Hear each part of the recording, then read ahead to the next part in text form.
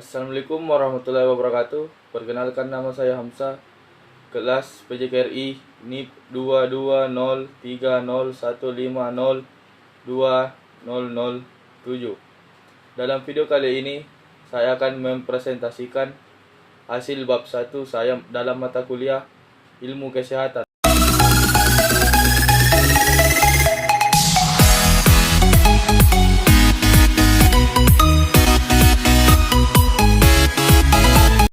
Bab 1. Struktur tubuh olahraga. A. Struktur organisasi biologik. Unsur kehidupan terkecil adalah sel. Satu sel dapat merupakan kehidupan yang mandiri, misalnya protozoa (amoeba), atau merupakan bagian dari kehidupan yang lebih kompleks, misalnya pada manusia. Struktur organisasi biologik manusia terdiri atas unsur kehidupan terkecil, yaitu yang meliputi bermacam-macam sel. Sel-sel yang sejenis tergabung membentuk jaringan, misalnya jaringan otot, jaringan saraf, jaringan ikat, jaringan tulang, dan jaringan lainnya. Berbagai jaringan bergabung membentuk alat organ tubuh, misalnya paru, hati, ginjal. Jantung misalnya adalah organ tubuh yang terdiri dari jaringan otot jantung, jaringan ikat, jaringan pembuluh darah, jaringan saraf. Masing-masing organ tubuh mempunyai fungsi khusus. Berbagai organ tubuh membentuk jalinan kerjasama satu dengan yang lainnya, membentuk satu sistema. Misalnya, sistema respirasi yang berfungsi mengambil O2 yang diperlukan untuk proses pembentukan daya energi di dalam sel-sel tubuh, dan CO2 yang merupakan sampah akhir yang berbentuk gas. Bagian B. Sistematika anatomik.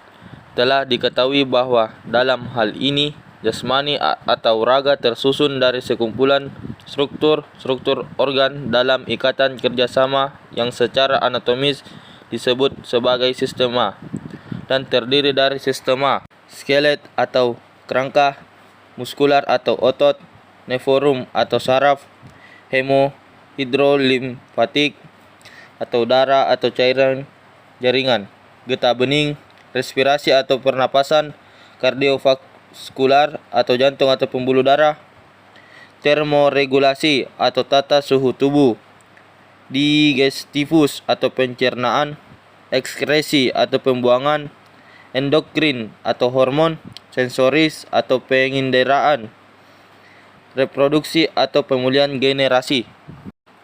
Bagian C. Sistematika fisiologik. Setelah mengenali struktur anatomis secara sistematis beserta masing-masing fungsinya, maka menjadi lebih mudah untuk memahami fungsi dan struktur tersebut serta tata hubungan fungsional.